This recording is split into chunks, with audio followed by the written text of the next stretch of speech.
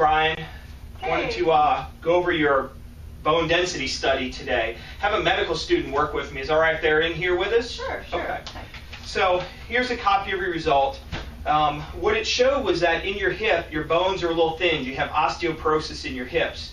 But your spine looks pretty good, but it's still not perfect. It's a little bit thin in your spine, but not too much.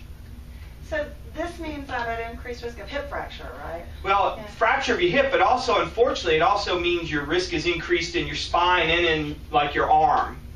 Oh, well, how much risk? Is it like 100% that I'll have a fracture? I'd really like to know exactly how much risk of a spine fracture I have. I'm really worried about spine fractures. My mother had a spine fracture, and now she's just in a lot of pain, can hardly walk.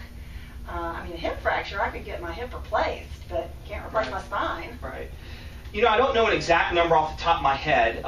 What I can do is get with the medical student over the next couple of days, and we can do some research and see if we can give you an exact number. I know in your line of work, you really deal with numbers, so we'll get you a good number, and then we'll maybe we can meet up again next week if that'd be okay. Sure. Yeah. So don't worry about it between now and then. You know, we'll get you a good number. There is treatment for this, so we'll be able to hopefully take care of it. Okay. All right?